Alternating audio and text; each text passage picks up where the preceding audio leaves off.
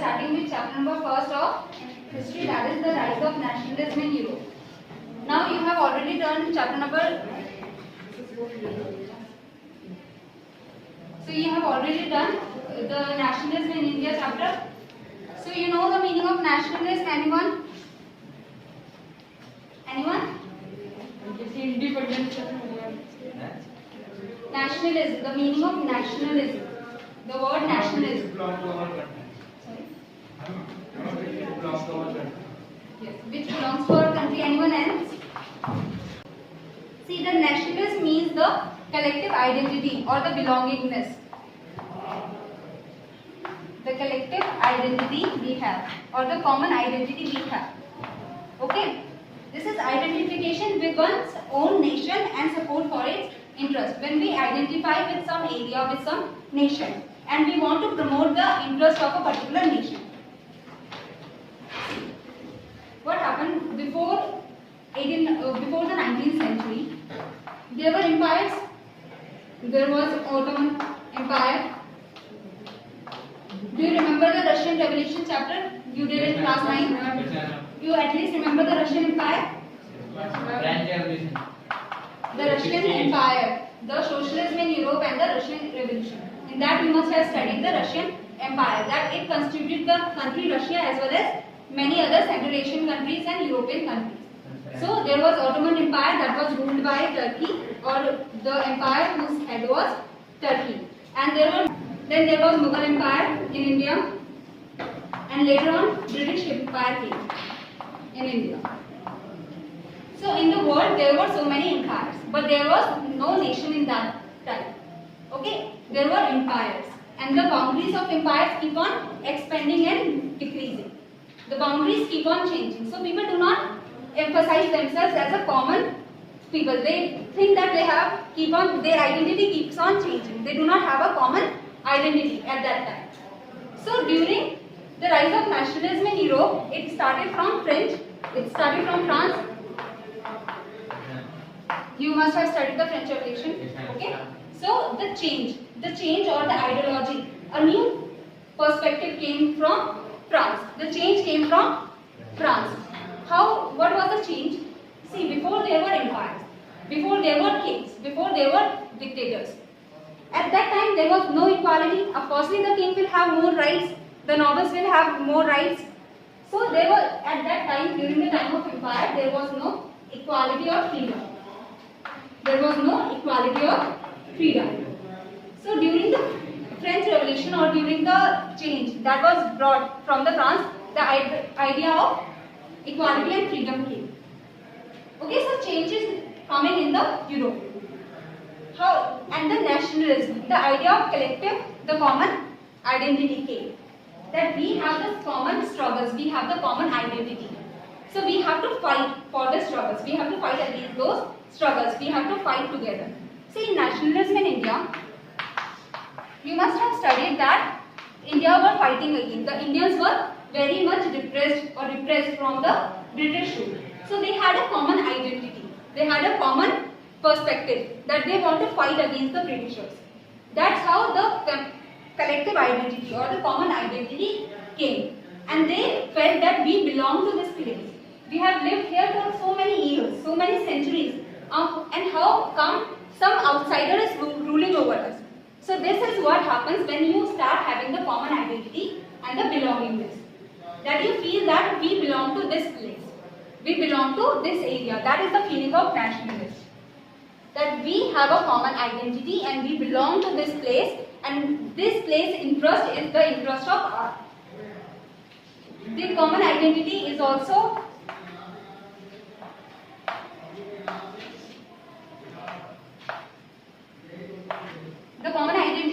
boosted by the symbols. Like India has a common flag. India has a flag as well as a constitution as well as a national anthem. Whenever you see that flag, you understand that we have a common identity. You understand that this is the flag of our country, this is the flag of our people. So that's the means. See, ISM means ideology. When we talk about capitalism, that is the ideology of capitalism. When we talk about socialism, that is the ideology of socialist. When we are talking about nationalism, this is the ideology of a nation. This is the ideology of idea of a nation. Idea of a nation state created a common identity and belongingness. So with the advent of nationalism, the idea of nation state came. A nation state where all the people have a common identity, where all the people feel that they belong to this area. You understand this nationalism word? Now if anyone will ask you what is the meaning of nationalism, what will you say? Yes, belonging to a particular place, belonging to a particular nation, or having a common identity, or we can say and having a common identity, where we want to follow or promote the interest of a particular nation. Now we will start with the chapter, okay? So starting with the chapter, we will be discussing this painting. So see, in 1848, the Frederic Solow, a French artist, prepared a series of 4 prints. In the book, can you see this painting? Everyone, you can see this painting, right? So in 1848, Frederic Solow, who was a French artist, he prepared this painting, and in this painting we can see 4 prints or 4 symbols. In this painting we can see 4 symbols. Now starting with the first symbol. First, what is the painting showing? The painting is showing a prepared series of 4 prints visualizing his dream of a world made up of democratic and social republics, as he called. So this is a painting that is showing this. In the book, that was a painting that is showing the democracy, the idea of democracy or social republics. Social republics. So the painting is showing the idea of democracy and social republic. See, in 1848, we can see different empires. The Ottoman Empire was there, the Russian Empire was there, and different empires was there. So in 1848, he visualized, French artist visualized that through the painting, he visualized the democracy or social republic. The first print of the series shows the people of Europe and America, men and women of all ages and social classes, marching in a long train and offering the homage to the Statue of Liberty as they pass by. Can you see the long train or long line of the people? In that line, you can see there are men, women, different social classes, different ages. So that is showing that how a democracy should work. That even the men, even the women, even the different ages should get equal rights, should get the right to do anything. And all the social classes, all the people have to come together to work toward the democracy. Then only we can achieve democracy. That was the idea behind the painting, drawing the people of all community, all social classes. That all social classes, the men and women and all the ages have to march together to the Statue of Liberty. Statue of Liberty is freedom, symbolizing the freedom. As you would recall, artists of the time of the French Revolution personified liberty as female figure. As I told you, what is the Statue of Liberty personifying? The Statue of Liberty is personifying the freedom. Freedom from the autocratic institution. We want freedom. So Statue of Liberty was personifying the freedom. See, we call our India as motherland. India is our motherland. Why do we call it mother and not father? Because we are personifying our country as a female figure. So in such a way, the liberty was personified as a female figure. So Statue of Liberty, or we can say liberty during the French Revolution, was personified as a female figure. Here you can recognize the torch of enlightenment she bears in one hand. In one hand we can see the torch of enlightenment. What is enlightenment? Knowledge. The new knowledge that is coming, the new knowledge or the change that is coming in the countries. Okay, so in one hand she has the torch of enlightenment that is bringing the change in the country, in the world or the Europe. In the other hand she has the charter of the rights of men in the other. In the other hand she has the charter of the rights of men. In India also we have such a charter where the fundamental rights are written, where the right of human beings are written. Such a charter is Constitution. The Constitution. So in our second hand there is a charter where the rights of men are written. Okay? There is a kind of book, kind of thing you can say in which things are written. That is what rights, the freedom, the equality should be given to the men. On the earth in the foreground, can you see the earth in the front? In the front of the painting, the image lies the shattered remains of the symbols of absolute institutions. So, on the foreground of the image lie the shattered remains of the symbols of absolutist institutions. In the foreground, in the front of the picture, there is the remains, skeletons, you can say. There is the remains of the absolutist institution. What are absolutists? A person or a party or a few people have the sole power. Have the sole power in an empire or a country. Okay, like monarch.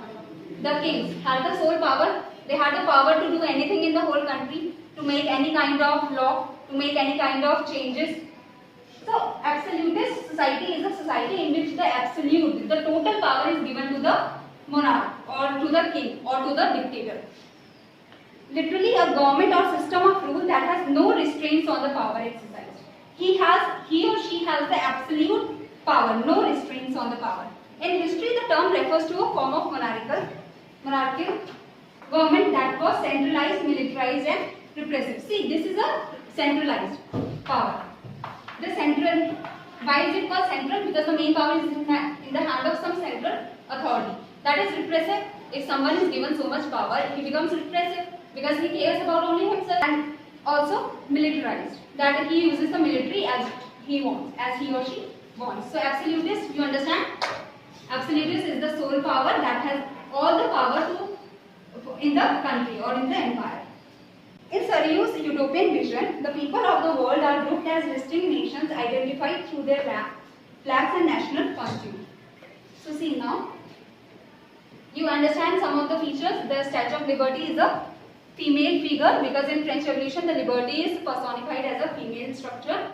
She has in one hand the torch of enlightenment, the torch that is showing a way to a new path. Okay, the light that is showing a changed path. In the second hand, she has a charter. The charter is showing the right of men, that this right should be given to the men. The symbol, the people, all ages, all men and women, as well as different society. All the people are moving towards a new society, a new liberty, the Statue of Liberty. On the earth, there is the remains of the absolutist institution. That for democracy, what do we need?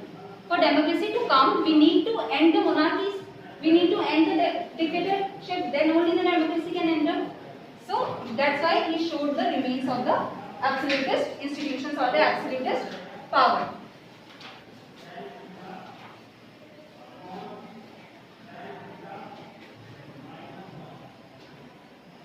See, the Frederick Sarayu had a utopian vision. What is a utopian vision? What is a utopian thing? Utopian is something that is an ideal condition. That is a condition that we all want, but it is very hard to achieve. His ideal condition was that all of the countries should become a nation. That the empire system should end and the nation system should come. That the empire system should come, the monarchies or the dictatorships. That time the monarchies were the prevalent system. So the monarchies should end and the nation should become independent and democratic. Because if there is no empire, there will be no need for the king, and the nation, the sole nations can become the democracy. Understood? In Saraj's utopian vision, utopian means a vision of a society that is so ideal that it is unlikely to actually exist, that it is hard to actually exist. So his vision was that people of the world are grouped in distinct nations, that they become distinct, different nations and identified through their flags and national costume, and they have common identity. The different nations have different common identity. And this common identity can be shown through the flag. France has a different flag, the Germany has a different flag, the Britain has a different flag. The flag and the costume shows the different identity. The common identity of one place and the different identities between different places. So the common identity can be shown through the flag. I told you that flag, the national anthem, the constitution of a country tells that they have a common identity. We all have a common identity. We all belong to India. We all have the same flag. We all have the same soldiers fighting for us. So that is our common identity. We might come from different states, but we come from some same country. We have the same flag. So his European vision was that now the nations will come, and the nations will have, a single nation will have a common identity that can be showed through the symbols like flag and costume. Like the soldiers of our country have a particular costume, particular dress. Okay. Leading the procession way past the Statue of Liberty are the United States and Switzerland, which by this time were already nation states. So, Statue of Liberty is here, way past it is US and Switzerland.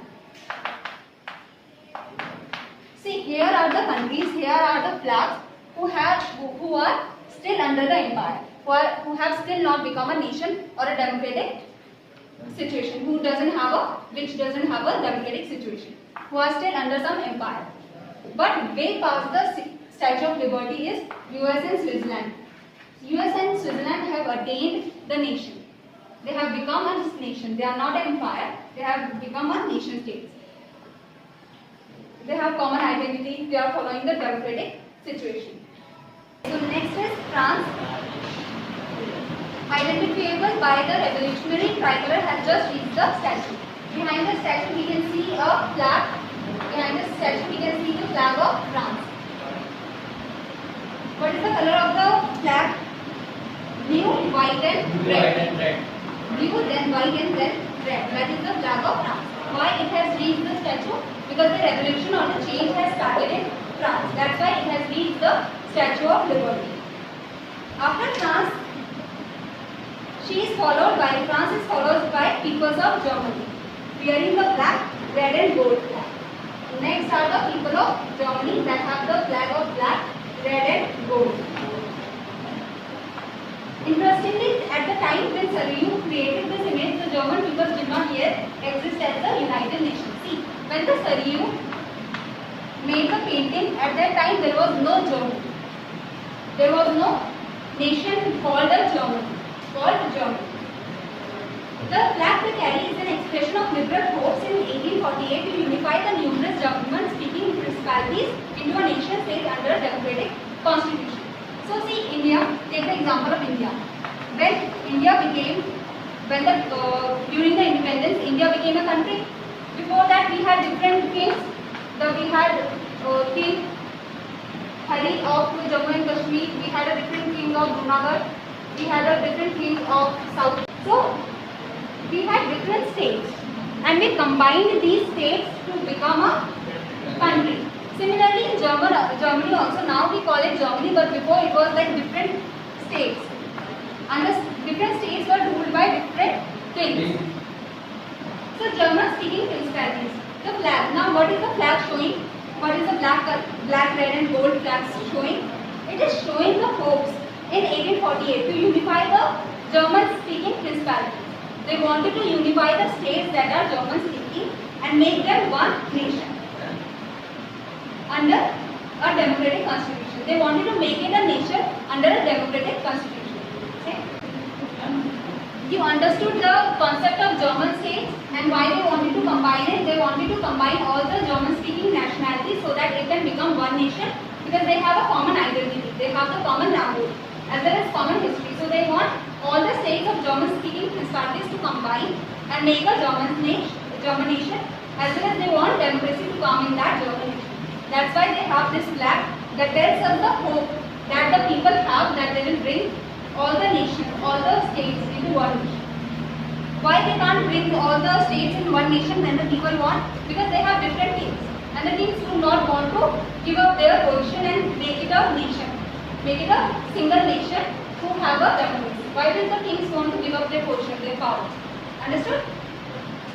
Okay, so now the question that you are asking, that following the German peoples are the peoples of Austria. So following the German people, there are Austria people. After that, then the kingdom of the Tucidids, then the Lombardy, then Poland, England, Ireland, Hungary and Russia. So these are the countries that are following the change. Okay. So after French, there were German, then Austrian, then other nations.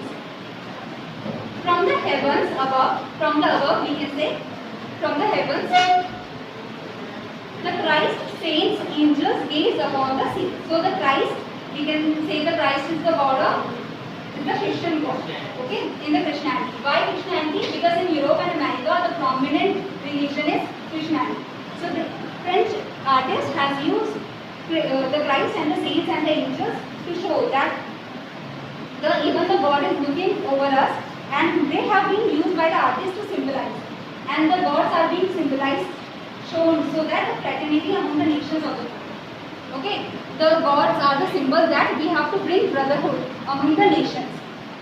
There must be a mutual support among the nations, because the change is coming in all the nations. All the nations need support from one another, and all the nations should have the friendship and the brotherhood to walk towards the path of democracy. Understood?